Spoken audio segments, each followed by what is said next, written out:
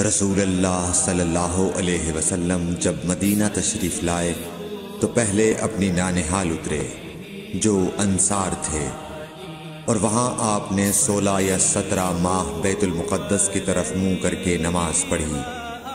اور آپ کی خواہش تھی کہ آپ کا قبلہ بیت اللہ کی طرف ہو۔ جب بیت اللہ کی طرف نماز پڑھنے کا حکم ہو گیا تو سب سے پہلی نماز جو آپ نے بیت اللہ کی طرف پڑھی عصر کی نماز تھی۔ وہاں آپ صلی اللہ علیہ وسلم کے ساتھ لوگوں نے بھی نماز پڑھی۔ پھر آپ کے ساتھ نماز پڑھنے والوں سے ایک آدمی نکلا اور اس کا مسجد بنی حارثہ کی طرف گزر ہوا تو وہ لوگ رکوع میں تھے۔ وہ بولا کہ میں اللہ کی گواہی دیتا ہوں کہ میں نے رسول اللہ صلی اللہ علیہ وسلم کے ساتھ مکے کی طرف منہ کر کے نماز پڑھی ہے۔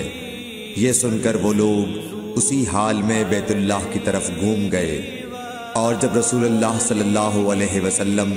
بیت المقدس کی طرف منہ کر کے نماز پڑھا کرتے تھے، یہودی اور عیسائی خوش ہوتے تھے، مگر جب آپ نے بیت اللہ کی طرف منہ پھیر لیا تو انہیں یہ امر ناگوار ہوا۔ زہیر ایک راوی کہتے ہیں کہ ہم سے ابو اسحاق نے برا سے یہ حدیث بھی نقل کی ہے کہ قبلہ کی تبدیلی سے پہلے کچھ مسلمان انتقال کر چکے تھے، تو ہمیں یہ معلوم نہ ہو سکا کہ ان کی نمازوں کے بارے میں کیا کہیں۔ تب اللہ نے یہ آیت نازل کی، فَمَا كَانَ اللَّهُ لِيُضِيعَ إِيمَانَكُمْ،